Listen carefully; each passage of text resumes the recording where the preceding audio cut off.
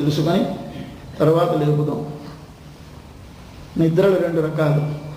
ఒకటి బాహ్యమైన భౌతికమైన తామసమైన నిద్ర, రెండు ఆంతరమైన సాత్వికమైన దైవ నిద్ర. రెండు రకముల నిద్ర ఉంటుంది. నిద్ర అంటే ఏమిటి? ఇంద్రియములు తమ తమ వ్యాపారములను విరమించి ఉండుట. మన ఇంద్రియములు నిద్రపోతున్నప్పుడు పని చెయ్యవు. ఈ మనస్సు అనేటువంటిది మాత్రమే పనిచేస్తుంది. బాహ్యేంద్రియాలు పనిచేయవు. స్వప్న దశలో సుషుప్తి దశ అని దానికంటే వెనక ఉంటుంది ఒకటి, అది గాఢ నిద్ర. ఆ సుషుప్తి దశ అంటే ఛాందోగ్యోపనిషత్తు అర్థం చెప్పింది.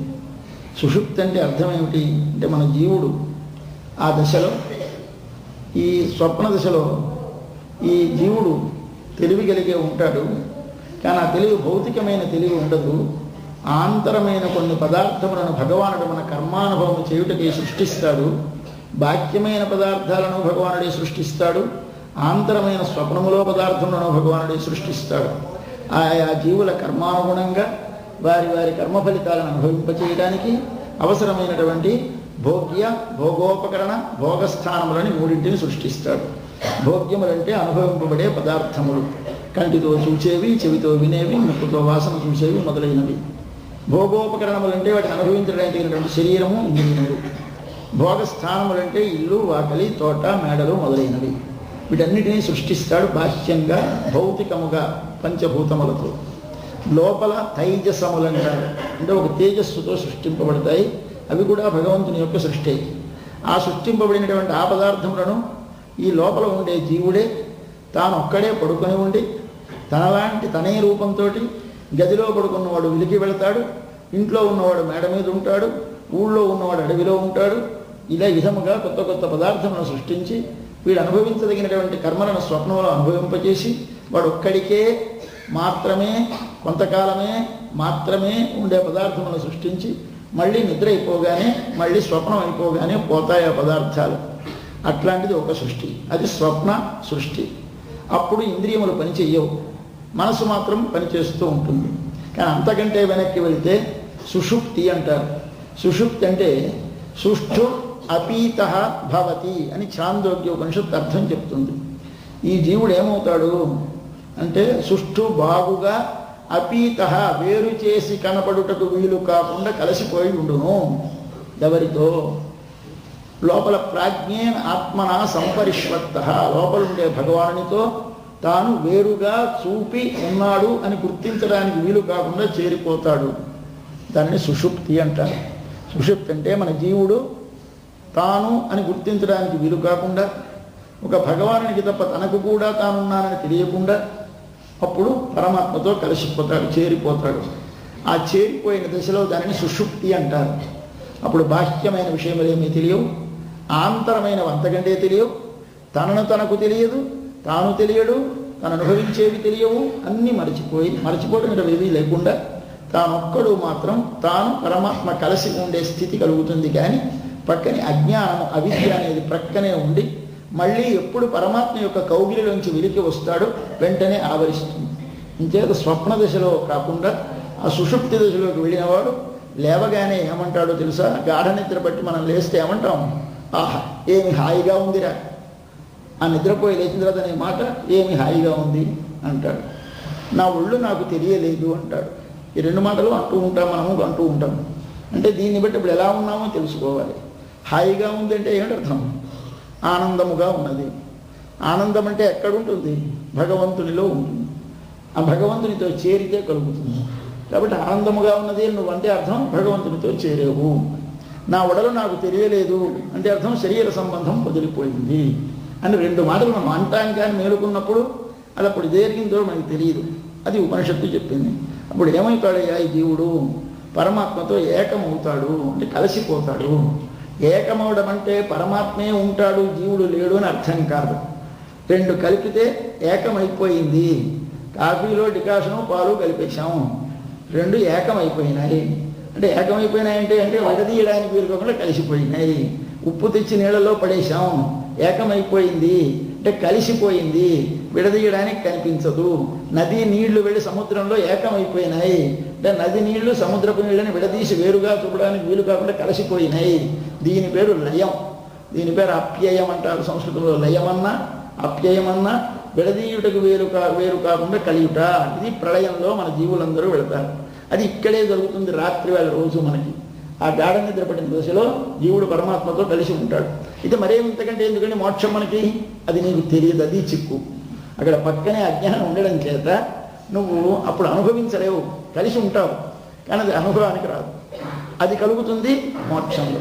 మోక్షంలో నీవుగా నీకు తెలుస్తూ భగవాను అనుభవిస్తున్నానని తెలుస్తూ అనుభవిస్తావు. అక్కడ తెలియకుండా అనుభవించి తెలిసిన తర్వాత ఏదో తెలికి వచ్చిన తర్వాత అబ్బా హాయిగా ఉంది అంటావు, కానీ అప్పుడు అనుభవించినది తెలియదు. అందుచేత దీని స్థితి సుషుప్తి దశ అంటారు. ఆ నిద్రపోతున్నారు ఈ పిల్లలు. ఏ నిద్రపోతున్నారు? తాముగా ఒడలు తెలియకుండా తమరు గోపికలని కానీ లేదా ఒక స్త్రీ అని కానీ ఏమో తెలియకుండా ఆ కృష్ణానుభవం అనుభవిస్తూ ఒక తన్మయ స్థితిలో ఉన్నారు ఈ పిల్లలు. దీనిని చెప్పడం ఎలా చెప్తారు అంటే నిద్ర నిశ. అంతేనా? నిద్ర అంటే నిద్ర మామూలు మన నిద్ర కాదు. మన నిద్ర పడుతుందే వాళ్ళకి. రాత్రి వెన్నరాత్రిలో యమునా తీరంలో కృష్ణుని చూసి ఆనందంగా అనుభవించినటువంటి పిల్లలకి మిగిలిన మొత్తం 5 లక్షల మందిలో ఎవళ్ళకి పట్టని నిద్ర 10 మందికి పట్టేసిందా అంటే కొన్ని వేల మందిలో ఒక్కడికి కలుగుతుంది అనుభవం అని చెప్పాడు భగవద్గీతలో కృష్ణ భగవానుడు. మనుష్యానాం సహస్రేషు కశ్చిద్యతతి సిద్ధయే యతతామపి సిద్ధానాం కశ్చిన్ మాం వేత్తి తత్వతః. కొన్ని వేల మంది ప్రయత్నిస్తే ఆ వేల మందిలో ఒక్కడికి తనను కలుస్తాడు. అట్లాంటి స్థితి కలిగింది పిల్లలకి భాగ్యవశం చేత అనుభవిస్తున్నారు. ఆ అనుభవాలు భిన్న అనుభవములుగా ఉంటాయి. ఆ అనుభవాలు భిన్నముగా ఉన్నటువంటి దశలన్నీ యోగశాస్త్రంలో చెప్పారు పతంజలి. అవి మనకి ఇక్కడ వివరిస్తే చాలా బరువు అవుతుంది, సమయము అవుతుంది కనుక వివరించను. కానీ ఆ దశలు 10. ఆ 10 దశలని మనకి 10 మంది పిల్లలలో చూపిస్తున్నారు. దానిని సమాధి అంటారు.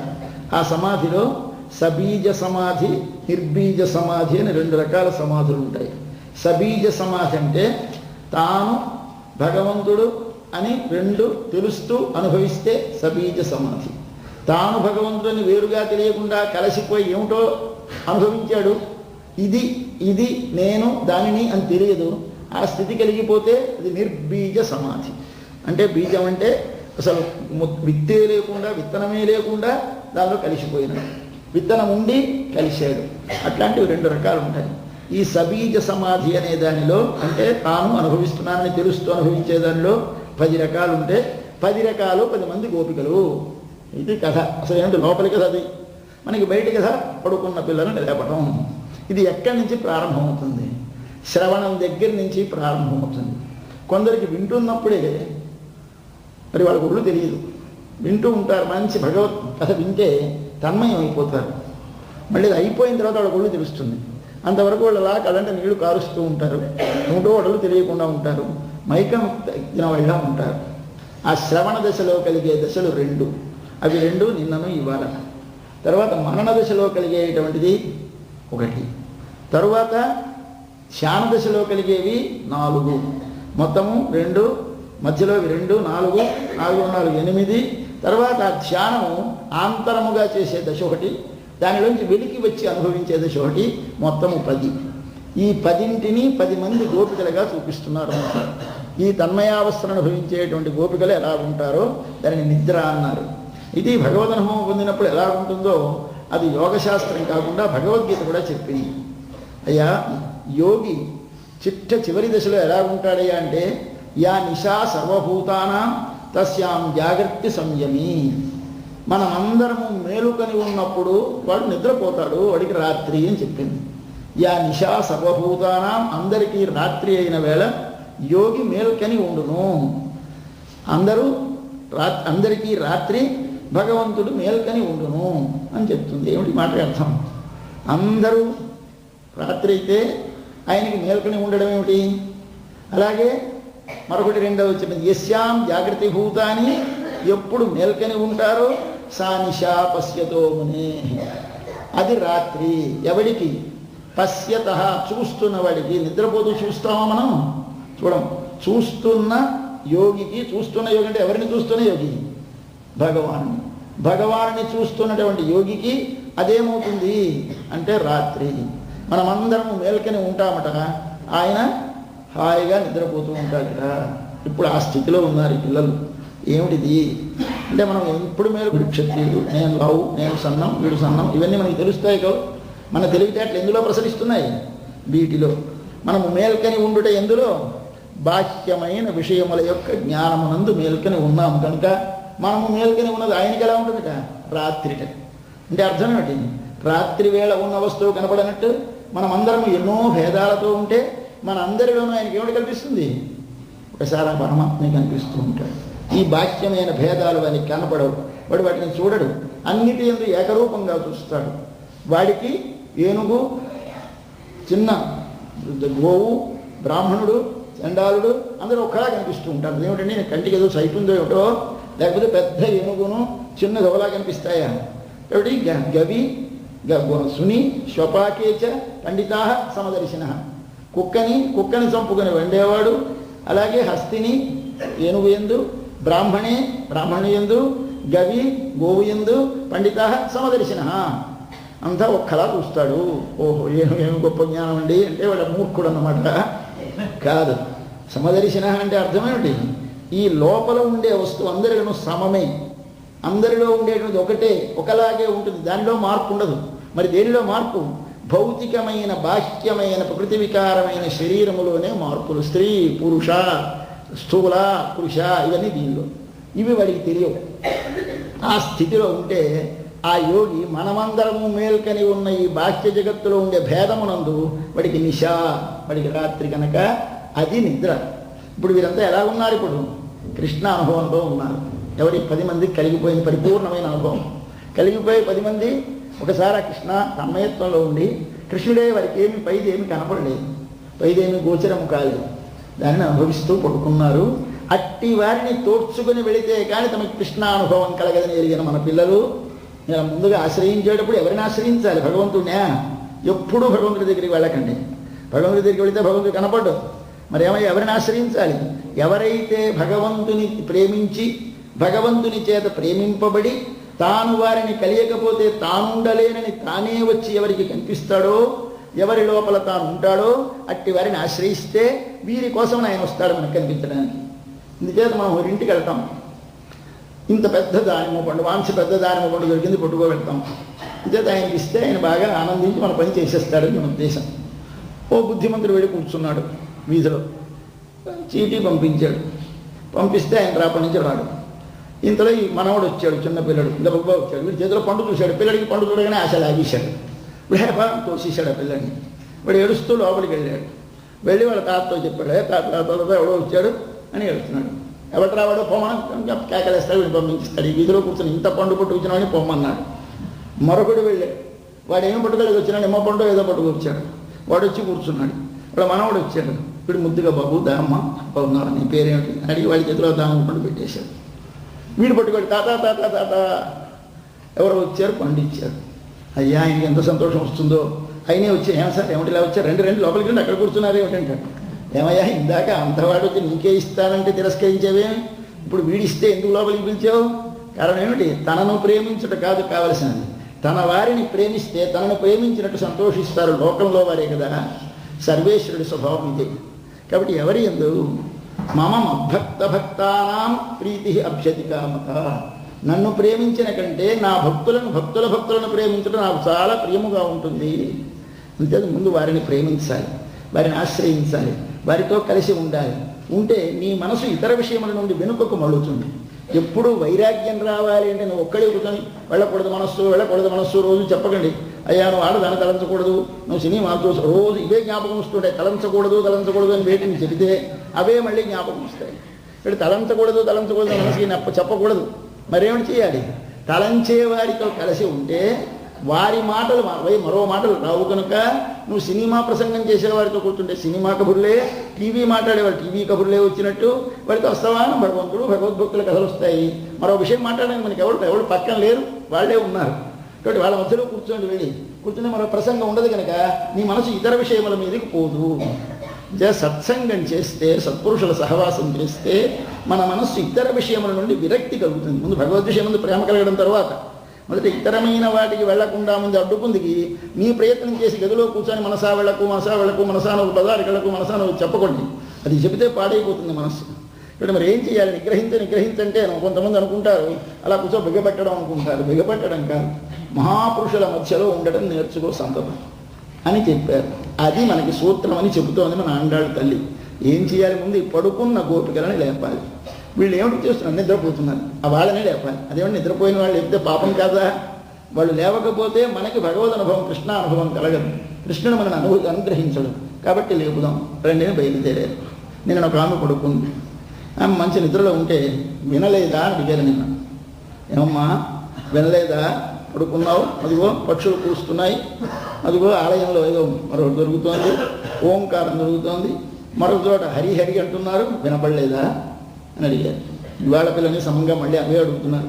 మళ్ళీ శబ్దాలే. నిన్న 3 రకాల శబ్దాలు చెప్పారు, ఇవాళ మరో 3 రకాల శబ్దాలు చెప్పి విని పడుకున్నావా అంటారు ఇవాళ పిల్లని. నిన్న పిల్ల వినలేదా, ఇవాళ పిల్ల విని పడుకుందా, ఇవాళ పిల్ల. ఇది ఇద్దరు. అంటే ఇవాళ మొట్టమొదటి మనం చేయవలసింది శ్రవణము. ఆ శ్రవణము చేసినప్పుడే వీరికి తన్మయత్వం కలిగిపోయింది. వాళ్ళిద్దరినీ నిన్నను ఇవాళ లేపుతున్నారు. అటువంటి ఒక విచిత్రమైనటువంటి ఒక కథ ఇది. లోపల బాహ్యమైన ఒక నోము కథ. ఇది మానవ జీవిత కథ.